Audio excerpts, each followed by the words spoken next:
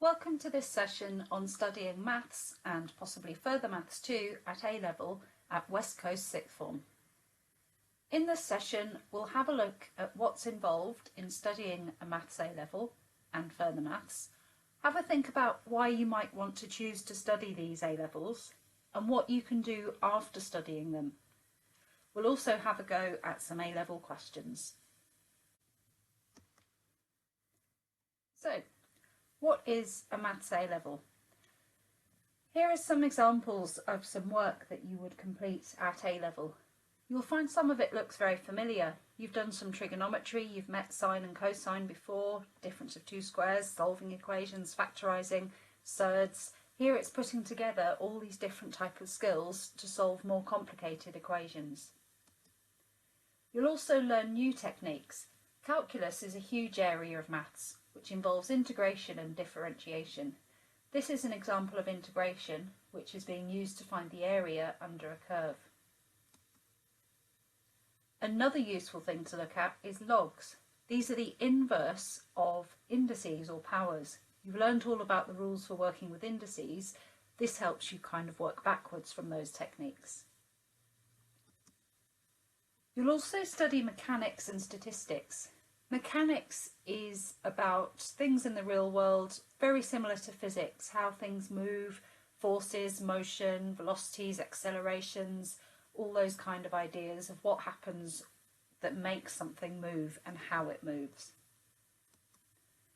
In statistics, you'll extend the ideas you've already learned about probability and look at probability distributions and more complicated scenarios and problems that you can solve using the A-level standard of statistical methods. There'll be two papers. In the AS year, 62.5% is pure and the remainder is the stats and mechanics. You'll notice a lot of the topics involved on the pure paper are things that you've done at GCSE, they just get extended. The main area that's new is calculus, which is the differentiation and integration topics. But things like vectors and trigonometry, sequences and series, you go into much more depth on these than you do at the GCSE level. So the second paper, which is shorter, is the one that covers all of the statistics and mechanics. So in particular, at West Coast Sixth Form, let's see what's involved in the Maths A-level. You would have 5 lessons a week, 1 hour each. That's the same for each of the A-level subjects that you would study. Maths A-level takes place at the Workington campus, and usually there's 2 different teachers that teach the course. You'll be set homework to complete every week, which you'll get clear feedback on. There'll be topic assessments. Those are tests done in exam conditions at the end of every topic, usually once every 2 or 3 weeks, to check that you fully understand the content. You'll also have to do some independent work. This is where A-level is different from GCSE. You've got to go to your lessons obviously and complete the work there and do your homework, but that's not enough. You also have to find extra questions, practice and do lots more of doing maths to really consolidate your learning.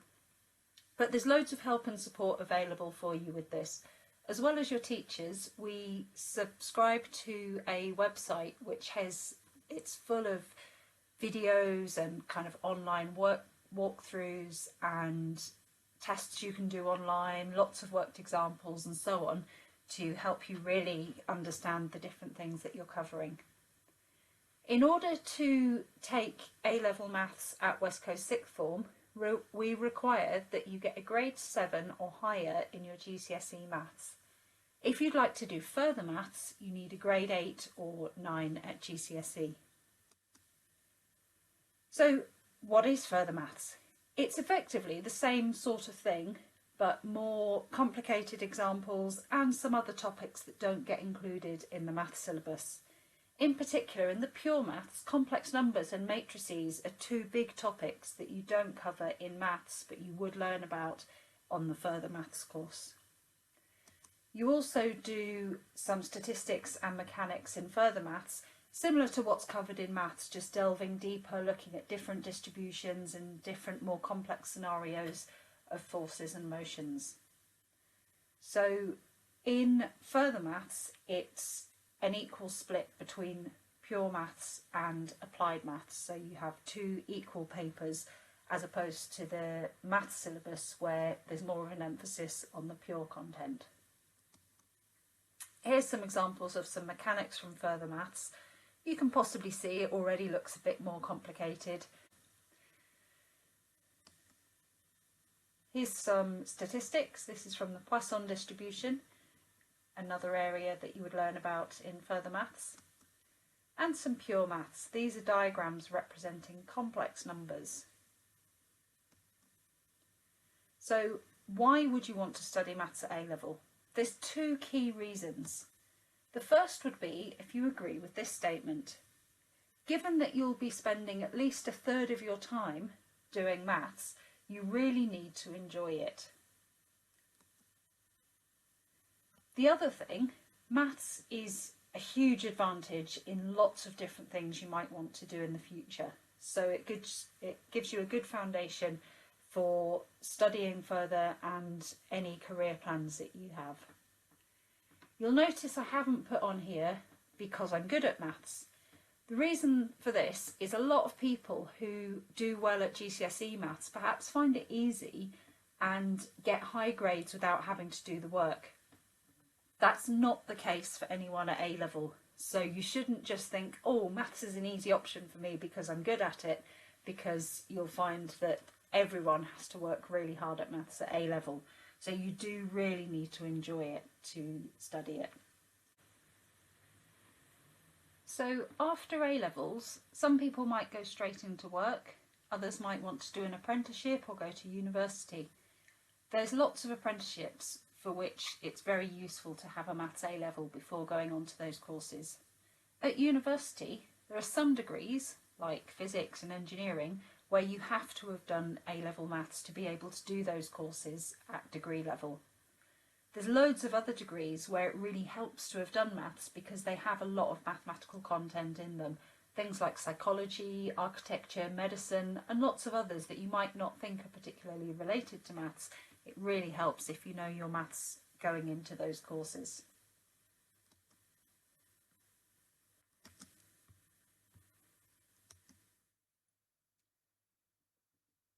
What about beyond study?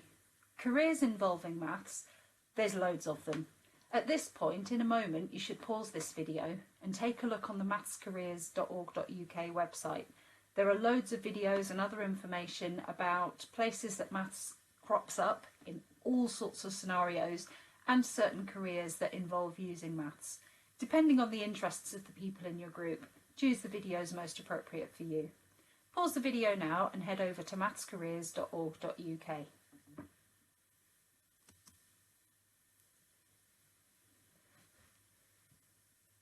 So, now it's time to have a look at some A-level questions. One of the topics that's covered in A-level that you don't really learn much about at GCSE is mechanics. So some students from my current A-level class said it would be a good idea to give you a chance to have a look at some mechanics questions.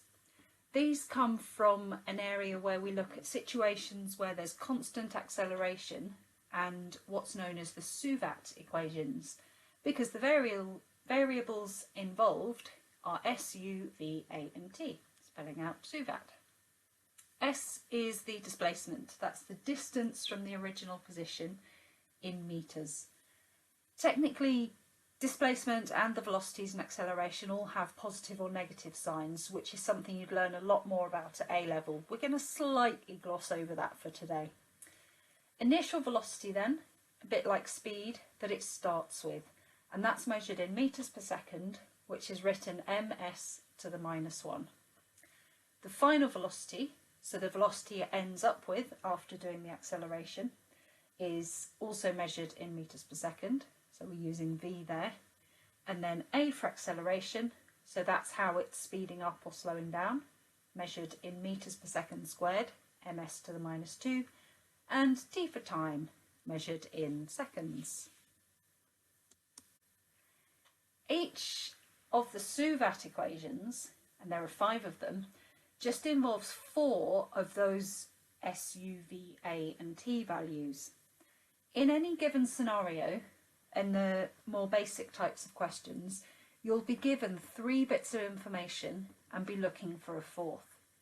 So each of the equations, you'll notice, has 4 of the variables in it, so 3 of them you know and 1 you're looking for.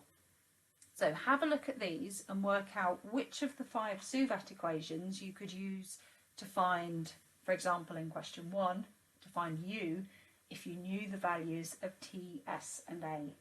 Pause the video while you answer this question. And here are the answers. So for example, that first one, if you've got U and you know T, S and A, equation 3, S equals UT plus a half AT squared. So that equation doesn't have a V in it, but we didn't know V and we weren't looking for V, so equation 3 has everything we need involved in it. Here's our first example. A train starts at rest in a station and accelerates at a constant rate for 30 seconds, reaching a speed of 45 meters per second. We need to find the acceleration of the train and then find the distance travelled by the train during this time. The first step in solving these problems is to write down the values that we know and choose an equation that we can use to find the value that we're trying to find. So in this case we write down the word SUVAT and fill in the values. So the train starts at rest. Starting at rest means the initial velocity is 0. It accelerates at a constant rate for 30 seconds. So there's our time, T is 30. And it reaches a speed of 45 meters per second. So V, the final velocity, the speed that it reaches, is 45. Now in part A, we want to find the acceleration of the train, and in part B, we want to find the distance travelled. So we're going to be looking for each of those variables. So let's have a look in part A. We want to find A. We've got U, V and T. So we want an equation with U, V, A and T. Here it is, V equals U plus AT. So we start by writing down the equation, just using the letters, and then we can substitute in the values. So V is 45, U is 0, T is 30, and A we don't know. So 45 is 0 plus 30A. Now we want to make A the subject. At the moment, the A is multiplied by 30, so the opposite of that would be to divide both sides by 30. So A is 45 divided by 30, which is 1.5. So A is 1.5 meters per second squared. So that means we have completed part A of the question. Part B, we want to find the displacement, or the distance travelled. So we need an equation which has got S, U, V and T. It's best not to use A, just in case we made a mistake in that first part of the question. So we'll use the values we were given. So S, U, V and T, they appear in this equation. So we start by writing down the equation. S is a half of U plus V times T. And then we can put in the numbers that we know. So we've got U is 0, V is 45, and T is 30. So a half times 45 times 30, and I'm just using the calculator to do that one, that gives us 675. So the displacement is 675 meters.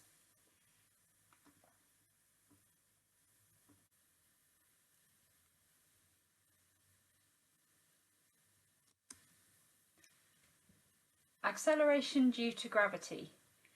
If an object's moving vertically and it hasn't got a force, so it's not being rocket powered or something like that, then it has an acceleration on it acting downwards, and it's at 9.8 meters per second squared.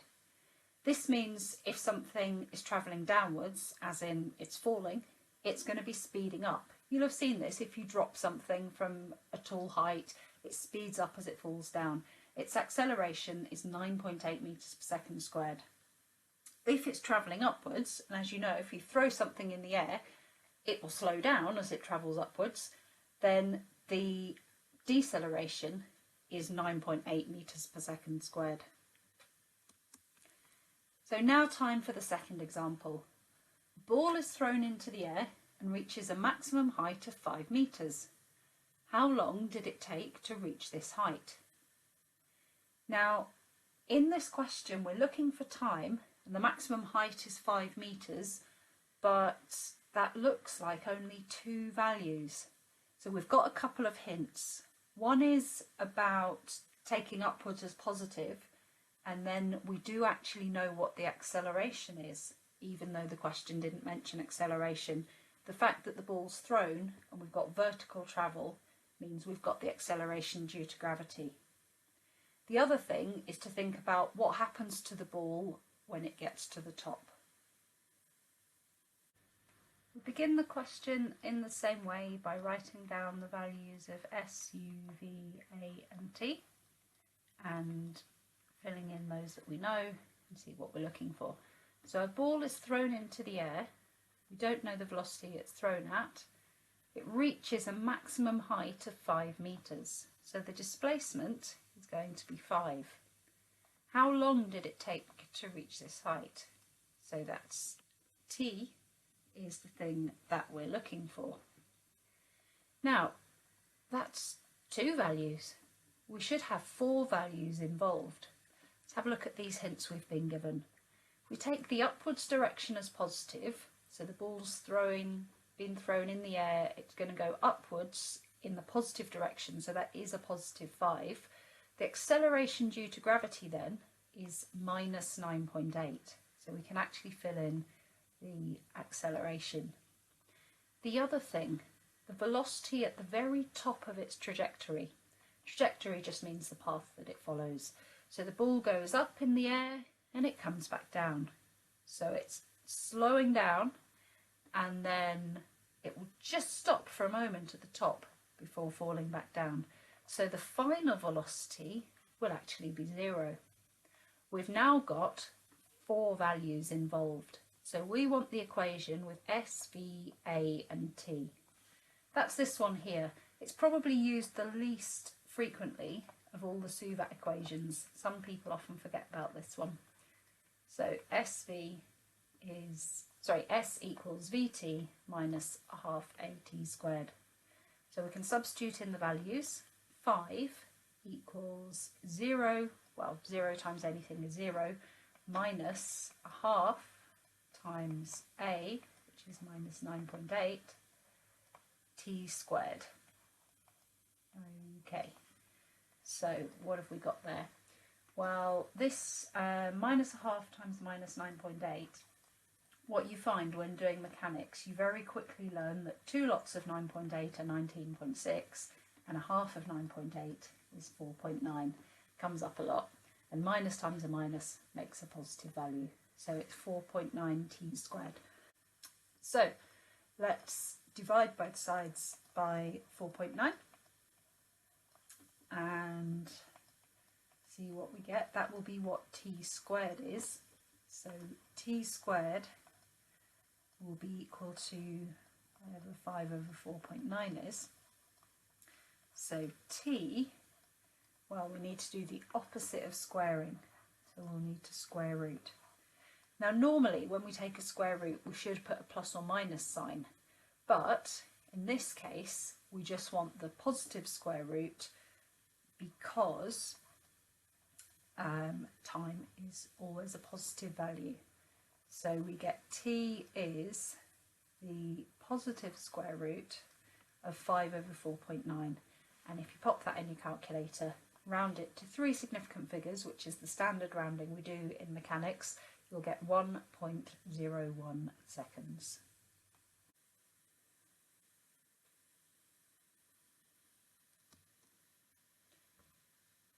Here are some questions for you to have a go at.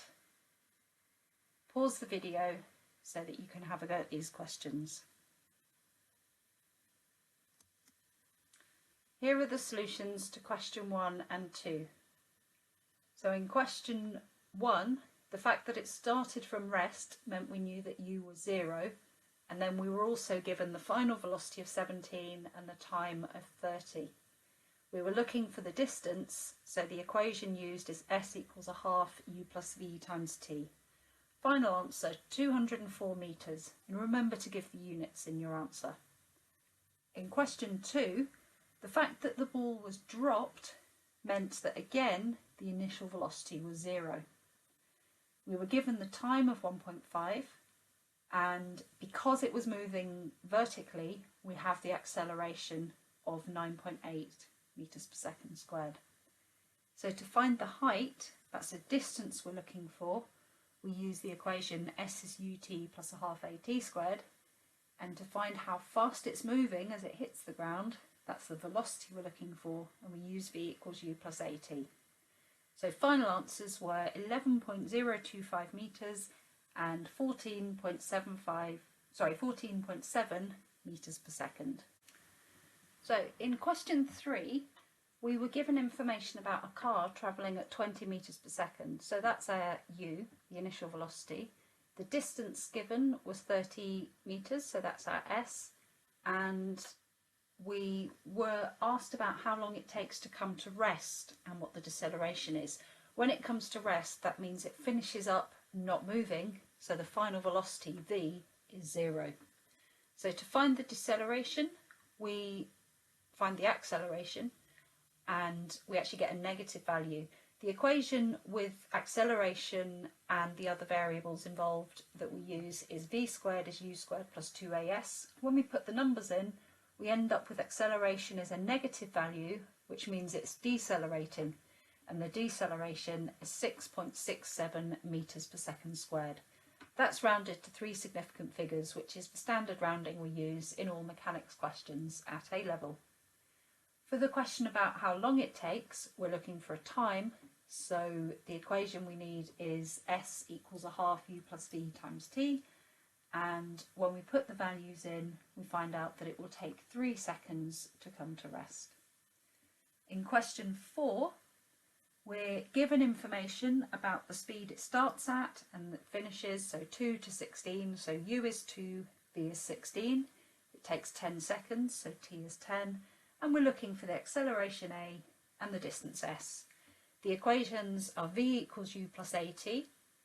That gives us an acceleration of 1.4 metres per second, and s is a half u plus v times t, which gives us the distance of 90 metres. Hopefully you've enjoyed having a go at those questions. If you would like to take on an extra task, you can now have a go at creating your own questions. So choose some kind of a scenario. You might want to use some characters or situations from films or TV, perhaps cartoon characters and so on, and involve them in a situation where you give 3 variables and ask for a 4th one. So you'll be writing your own SUVAC question.